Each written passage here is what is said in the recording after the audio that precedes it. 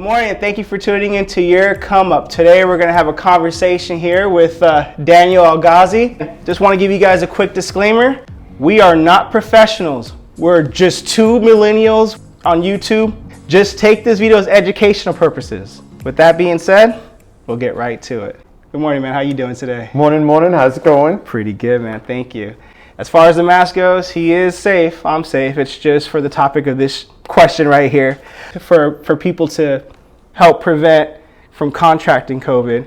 What are some health tips you can suggest for others that are watching? Well, since COVID hit, my store in our local town of Palm Springs has been providing a lot of PPE equipment and keeping people safe and giving them, guidelines to go by.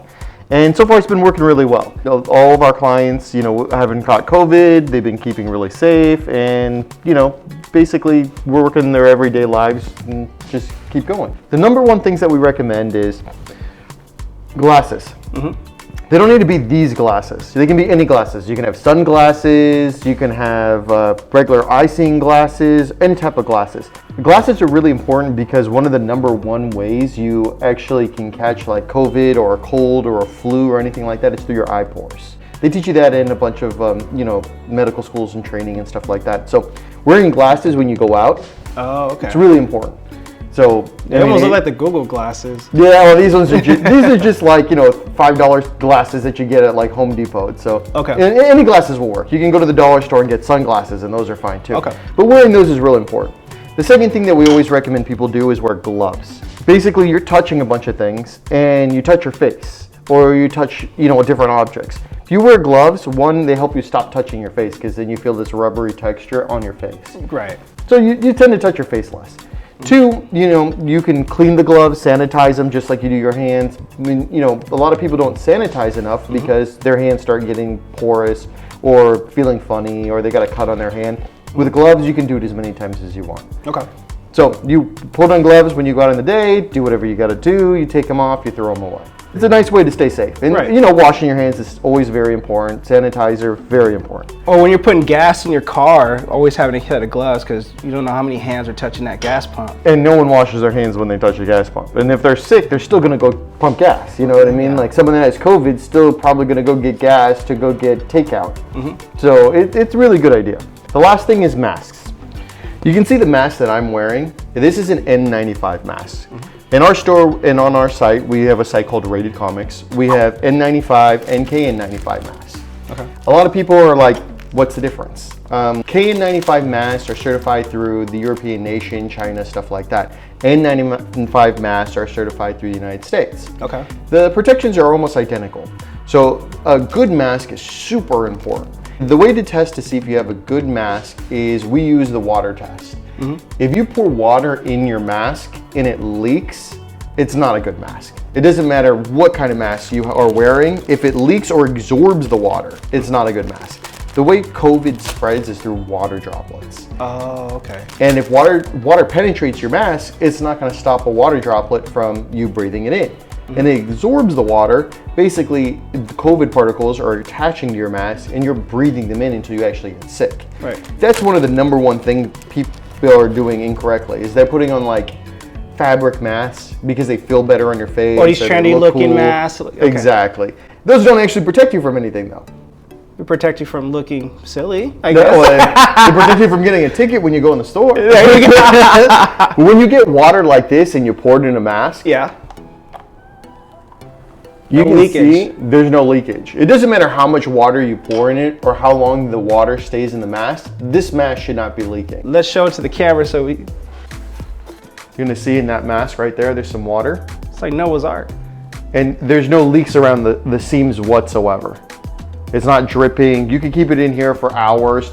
And the mask doesn't absorb the water. The water is still there. So you can pour it back out in another cup. So it's really important that you test your masks to see if they do this. We've had clients of ours that have purchased masks at like Staples or Home Depot and stuff like that, and they don't pass this test. So that means they're usually like a knockoff and they weren't officially certified. They were rushed through the certification process.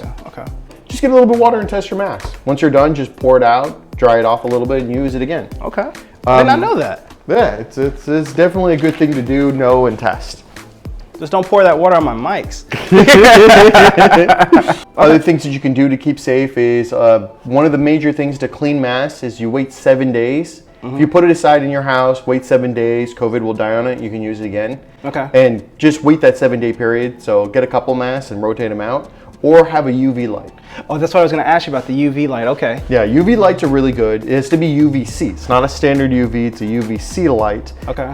Basically, you put the light on any surface that for about 3 to 5 minutes, and then it basically kills any COVID on it. Don't put it on your skin though, because it will cause cancer. Okay. Yeah, so cell phones are good for UV light? Yeah. I Okay. mean, we in our store we have UV boxes, so it's like a box with UV lights around it, and you put whatever items you want inside of it, and you hit the button, and it cleans it. Nice. And then you take it out, and you're good to go. UV lights won't work if there's like dirt caked on it or something like that.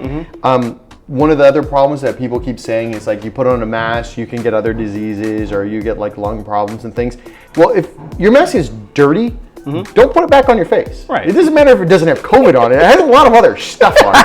I mean, there's a little bit of common sense there. Like, you know, if it's dirty, don't put it back on. Yeah. That goes in the trash now. Exactly. You may not have COVID, but you know, it's not good to breathe that stuff. It's like wearing your dirty clothes from yesterday today. No, don't do that. So yeah, UV lights don't penetrate surfaces. So if it's like a cake of dirt on it, it won't clean underneath the dirt. Okay. So, but as long as your item is clean and you put it in, it'll clean any like germs or bacteria or anything on the outside of it. Okay. All right. Awesome, man. That's some good stuff.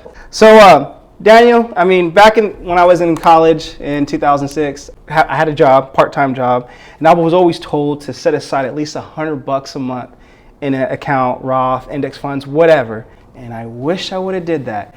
If I would have set aside $100 in an S&P 500 index account back in 2006, you know, that's probably what, $16,800 invested. I would have had over $57,000 today just with that $100 a month. In your opinion, once again, we're just two dudes on the internet drinking coffee. Cheers. What would you do with $100 a month to invest? Well, I've been investing for a long time. You know, since we were in high school, I've been investing. Throughout time, I've thrown money in the stock market, invested in different companies, and yeah, it's a really good idea. I mean, even if you don't even have 100, there's new accounts called like Robinhood accounts where you can do partial investments and buy partial stocks. Yeah. Examples would be if you had bought Tesla, like, you know, you're talking about S&P 500, but if you were to pick a company like Tesla and you put $100 in Tesla in 2000, you know, you'd probably be retired right now. Or soon. So no, putting money in the stock market is always a really good idea. There's a bunch of different things you can do. Something that's really popular nowadays is options. If you're interested in options and trading stocks like that, we can always go into in depth, and I can show you how to like trade different options and do different put calls and, you know, make some money that way. But any type of investment is a really good idea. Basically, $100. There's books that, you know, that talk about investing, and if you put $100 out of your paycheck, or 10% of your paycheck usually is what it is. Right. You basically, by the time you're 60, you can retire and live a lavish lifestyle that you want to used to. But yeah, no, stocks right now, stocks have a trend of going up and down, up and down. In 2000, you know, there was the dot-com crash. So people that don't know a lot about stocks, back in 2000, we had a huge shoot up in stocks. I mean, kind of like what we're having right now. Exactly. And then it crashed back down. In 2008, we had an increase all the way to 2008, and then we had the housing market crash, and then went back down. And then today, we're at an all-time record high. Right. So it's constantly going up. So as long as you pick a good stock that you think the company is going to be around for your lifetime, like Walmart or Starbucks or Coca-Cola. Yeah, Coca-Cola. Yeah. Stocks like that, it's always good to put 10% of your revenue or income into your stock market, and you wouldn't have to worry about your future. I only start with $100 a month because 10% is a rule. They say pay yourself first, and that's before you spend any of your money, whatever that income is. Take 10% of it, just pretend it's not even there, and put that in an investment vehicle. $100 is a good start, and then once you get started investing, it's kind of addicting, and you just kind of grow and you learn about different stocks and bonds. I personally use Charles Schwab as my brokerage account because you can invest in the S&P 500, Standard & Poor's 500 for as little as $1. If you guys want to know more about topics of investing, comment below, let us know. We'll go more in depth with it. We'll have a different video that talks specifically about those categories. Exactly. And, you know, and any questions, and we'll meet up again and have a conversation. Yeah, coffee and a couple dudes, a couple millennials on the internet. Bitcoin. The topic is Bitcoin. Here's what I know about Bitcoin. I am just as knowledgeable as Bitcoin as a baby boomer is about TikTok. So if someone were just fresh, decide to invest in Bitcoin, we want to get on this train, and it's a new thing. It's almost like price of Bitcoin is almost like, hey, it's kind of getting trendy. I noticed when I wanted to pay my dish bill, they accept Bitcoin as payment. Now airlines are too. I mean, you could buy gold bricks with a Bitcoin. Oh my gosh. All right, so what would people need to know about before investing in Bitcoin? Bitcoin is not attached to any kind of central currency or government. You know what I mean? That's the whole ideal of Bitcoin. Okay. It's not just Bitcoin, we'll call it just cryptocurrency, because there's more than just Bitcoin. Bitcoin is just the popular catchphrase that everyone knows. Okay. So. Gotcha. So Bitcoin's just what everyone hears all the time, but it's cryptocurrency. And cryptocurrency is not attached to like the United States like the dollar is. The dollar isn't attached to gold or silver anymore either. No, we just take it on its faith as the dollar states, right? Exactly. Yeah. And cryptocurrency is not based on anything as well. So it's based on an algorithm in a computer. So there's 3 different ways to make money with cryptocurrency. 1, you can buy it, wait for it to go up, and then sell it. Okay. 2, there's a thing called mining. And that's where you use computers to make these types of cryptocurrency. Like a printer makes dollars, well, computers make cryptocurrency. Oh, okay. So they're just not like It's like out the of magic digital air. Federal Reserve. Yeah, kind of, yeah. Instead of hitting the print button, your computer processes an algorithm. Okay. And I'll go into all 3 of these. So there's mining, there's, buying it, and then there's a thing called staking. Okay. And staking is kind of like a savings account for cryptocurrency. So you own so much cryptocurrency, Right. and you put it in a computer that stays on the internet all the time. And they use your computer as like a central bank essentially, and you earn interest on that cryptocurrency. And it's usually pretty good. It's usually anywhere between like 6 to like 20%. So, I mean, you can't get that in any kind of savings account. No way, not at all. Savings account, you'd be lucky to get 2%. Right now, yeah, definitely. Well, those are the 3 ways to make money on cryptocurrency. Okay. I mean, the easiest way is you open up an account, like Coinbase or something like that, and you put some money into it, it goes up, you pull your money out. That's it. You make money, so that's it. It's just like the stock market. Okay. The other 2 ways, mining and staking, are more lucrative ways of making more money faster. But you just got to know a little bit of, how to do it. Okay. So those are the 3 ways to make money via cryptocurrency. Staking, what were the other 2? The staking, mining, and just purchasing and selling it. Okay. If you guys are interested in that, what we could do is make a separate video on each one of those topics. Okay. And then we can go into the details on how to stake, how to mine, and then how to just buy and sell cryptocurrencies. Right. And it's a good idea to do it because even if you were buying and selling cryptocurrencies and you throw it in like one of those staking accounts, you'll earn more money on that cryptocurrency than you would just leaving your money in the bank account. And there are cryptocurrencies that are actually tied to the dollar.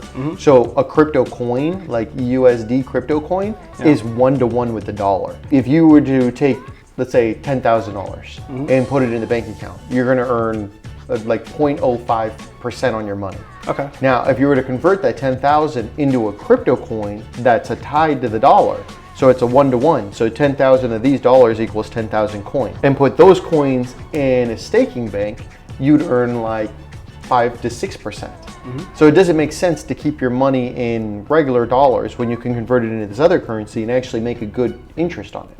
And then if you're ready to cash out, it'll Then come you right just back. hit cash out, take your money, put in your bank account, and they're starting to tie cryptocurrency into your debit cards. Okay. So you could get like a MasterCard cryptocurrency card and just go use it at the supermarket. You're right. There's a lot we can go into this topic, but hey, if you guys want to watch more on that or want us to discuss more, just comment below. Let me know. Let us know. Thank you guys for watching. Today's video was sponsored by Yapix Web Design and Graphics. And until next time.